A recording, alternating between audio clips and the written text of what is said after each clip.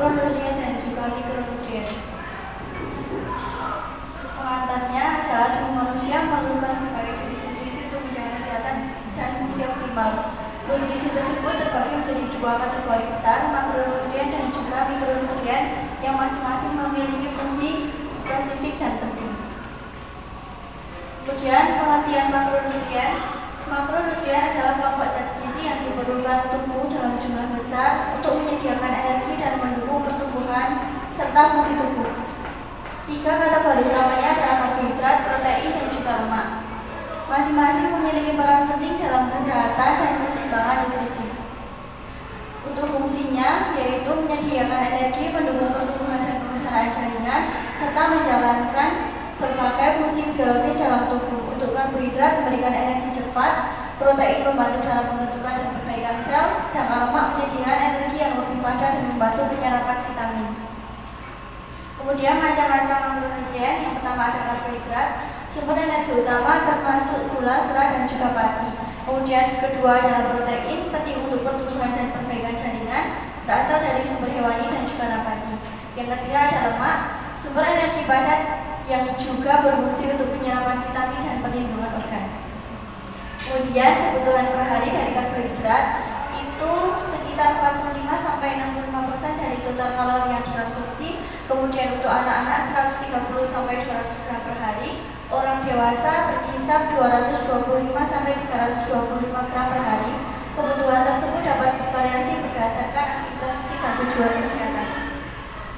Kemudian untuk protein, kebutuhan perharinya untuk dewasa sekitar 46 gram, kemudian dewasa pria 56 gram, itu setara dengan 10-35% dari total kalori yang dikonsumsi. Kebutuhan bisa meningkat bagi olahragawan atau mereka yang sedang dalam program kebugaran. Mengonsumsi sebagai sumber protein berkualitas baik hewani maupun nabati sangat dianjurkan.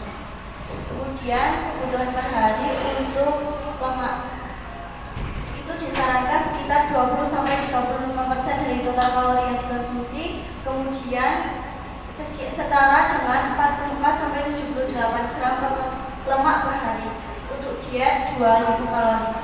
Kemudian penting untuk fokus pada lemak sehat seperti lemak tak jenuh yang ditemukan dalam minyak zaitun, kacang-kacangan, dan juga ikan. Kemudian ada dampak kekurangan makronutrien.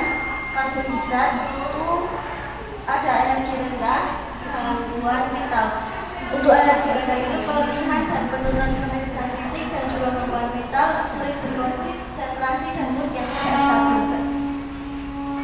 Kemudian dampak kekurangan makronutrien dari protein itu kehilangan massa otot, kedua masalah kekebalan.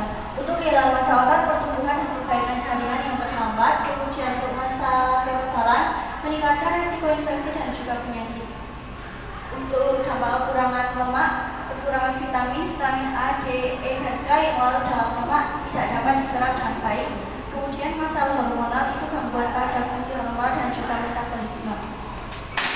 Kemudian dampak kelebihan dari protein itu kenaikan berat badan, seperti karbohidrat, kelebihan kalori dari protein dan protein juga dapat menyebabkan penambahan berat badan. Kemudian beban pada ginjal, asupan protein yang sangat tinggi dapat membebani ginjal, terutama pada individu dengan masalah ginjal yang sudah ada. Kemudian ada dehidrasi, metabolisme protein memerlukan lebih banyak air yang dapat menyebabkan dehidrasi jika tidak diimbangi dengan asupan cairan yang cukup. Kemudian ada lemak, itu ada masalah jantung, kenaikan berat badan, dan juga beban pencernaan. Yang pertama itu masalah jantung, kelebihan lemak jenuh atau trans dapat meningkatkan kadar kolesterol LDL yang berisiko untuk penyakit jantung. Kemudian untuk kenaikan berat badan, lemak memiliki kalori yang lebih tinggi per gram dibandingkan dengan karbohidrat dan protein, sehingga kelebihan asupan lemak cepat meningkatkan berat badan. Kemudian gangguan pencernaan, asupan lemak berlebih dapat menyebabkan gangguan pencernaan seperti diare atau ketidaknyamanan perut. Kemudian dampak kelebihan dari karbohidrat seperti kenaikan berat badan, itu kelebihan kalori dari karbohidrat dapat menyebabkan penambahan berat badan. Kemudian resistensi insulin, konsumsi karbohidrat berlebih terutama yang tinggi gula dapat menyebabkan resistensi insulin dan meningkatkan risiko diabetes tipe 2. Kemudian ada gangguan pencernaan, terlalu banyak serat dari karbohidrat dapat menyebabkan masalah pencernaan seperti gemuk dan juga diare. Kemudian ada mikronutrien, pengertiannya adalah zat gizi yang dibutuhkan oleh tubuh dalam jumlah kecil, namun sangat penting untuk berbagai fungsi biologis. Mikronutrien terdiri dari vitamin dan juga mineral yang mendukung kesehatan, sistem kekebalan tubuh dan juga metabolisme. Meskipun dibutuhkan dalam jumlah yang lebih sedikit dibandingkan makronutrien, kekurangan mikronutrien dapat menyebabkan berbagai masalah kesehatan. Kemudian ada fungsinya, yang pertama dukungan metabolisme, membantu proses kimia dalam tubuh yang merubah makanan menjadi energi. Yang kedua, penguatan sistem imun, meningkatkan daya tahan tubuh terhadap penyakit dan infeksi. Yang ketiga, membentukkan struktur jaringan, berperan dalam pertumbuhan, pemeliharaan dan juga perbaikan sel. Yang keempat, regulasi fungsi saraf dan juga otot, mendukung komunikasi antara sel saraf dan juga kontraksi otot. Yang kelima, perlindungan antioksidan, mengurangi kerusakan sel akibat radikal bebas. Kemudian ada macam-macamnya. Yang pertama ada vitamin. Vitamin A penting untuk peningkatan dan kesehatan. Vitamin B kompleks terdiri dari berbagai vitamin yang mendukung metabolisme dan fungsi saraf. Vitamin C antioksidan yang mendukung sistem imun dan penyembuhan luka. Vitamin D mengatur penyerapan kalsium untuk kesehatan tulang. Vitamin E melindungi sel dari kerusakan dan vitamin K diperlukan untuk pembekuan darah. Kemudian ada macam mikronutrien yaitu mineral, kalsium vital untuk kesehatan tulang dan gigi. Kemudian zat besi diperlukan untuk pembentukan hemoglobin dalam darah. Kemudian magnesium terlibat dalam banyak reaksi biokimia dan juga fungsi otot. Kalium untuk mengatur keseimbangan cairan dan tekanan darah. Zinc penting untuk sistem imun dan juga sintesis protein. Kemudian ada kebutuhan perharinya. Vitamin A itu bentuknya 900 mg, kemudian wanita 700 mg, vitamin C pria 90 mg, wanita 75 mg, vitamin D dewasa 600 ml atau sekitar 15 mg, kemudian vitamin E dewasa itu 15 mg, vitamin K pria 120 mg, wanita 90 mg, dan juga ada vitamin B kompleks. Yang pertama adalah B1 tiamin 1,2 mg untuk pria, 1,1 mg untuk wanita. B2 riboflavin 1,3 mg untuk pria, 1,1 mg untuk wanita. Kemudian ada B3 niacin 16 mg untuk pria, 14 mg untuk wanita.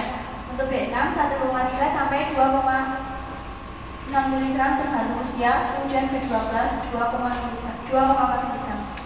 Kemudian untuk kebutuhan per hari dari mineral itu ada kalsium dewasa itu sekitar 1000 mg, kemudian zat bersih pria 8 mg, wanita 18 mg, kemudian magnesium pria 400 sampai 420 mg, wanita 310 sampai 320 mg, kemudian ada kalsium dewasa 2500 sampai 3000 mg, kemudian ada zinc pria 11 mg dan juga wanita 8 mg. Kemudian ada dampak kekurangan vitamin, yaitu vitamin A kebutaan malam dan masalah kulit. Kemudian vitamin B anemia, kelelahan dan masalah syaraf. Vitamin C scurvy yang ditandai dengan perdarahan gusi dan kelemahan. Vitamin D osteoporosis dan masalah tulang. Vitamin E masalah neurologis dan gangguan imunitas. Kemudian ada kekurangan mineral. Yang pertama ada kalsium, osteoporosis, kerentangan tulang dan juga masalah gigi. Zat besi, anemia, defisiensi besi, kelelahan dan penurunan imunitas. Magnesium itu kram otot, kelelahan dan gangguan jantung. Zinc gangguan penyembuhan luka, masalah pertumbuhan dan penurunan daya tahan tubuh. Kemudian zinc masalah kulit dan gangguan imunitas. Kemudian untuk kelebihan itu ada vitamin A keracunan yang dapat menyebabkan sakit kepala, mual dan juga kerusakan hati. Yang kedua ada vitamin B6 dapat menyebabkan kerusakan syaraf dan kesulitan koordinasi. Vitamin C gejala keracunan batu ginjal dan juga gangguan pencernaan. Vitamin D meningkatkan kadar kalsium dalam darah yang dapat merusak ginjal dan menyebabkan masalah jantung. Kemudian ada vitamin E dapat mengganggu pembekuan darah dan juga meningkatkan risiko perdarahan. Kemudian ada dampak kelebihan dari mineral. Yang pertama ada kalsium. Kelebihan dapat menyebabkan batu ginjal, mual dan gangguan pada fungsi jantung. Zat besi dapat bersifat toksik menyebabkan kerusakan organ terutama hati. Kemudian magnesium dapat menyebabkan diare, mual dan juga gangguan jantung. Seng dapat mengganggu penyerapan tembaga dan masalah gastrointestinal seperti mual dan juga diare. Untuk zinc, gangguan pencernaan, gangguan penyerapan nutrisi dan penurunan imunitasnya terganggu. Kemudian kesimpulan dari materi tersebut adalah nutrien yang makronutrien itu adalah nutrisi yang diperlukan dalam jumlah besar. Kemudian untuk mikronutrien itu yang diperlukan dalam jumlah kecil, tetapi sangat penting untuk berbagai fungsi tubuh. Jika kekurangan atau kelebihan dari keduanya dapat menyebabkan masalah kesehatan serius, sehingga penting untuk mengelola asupan makanan dengan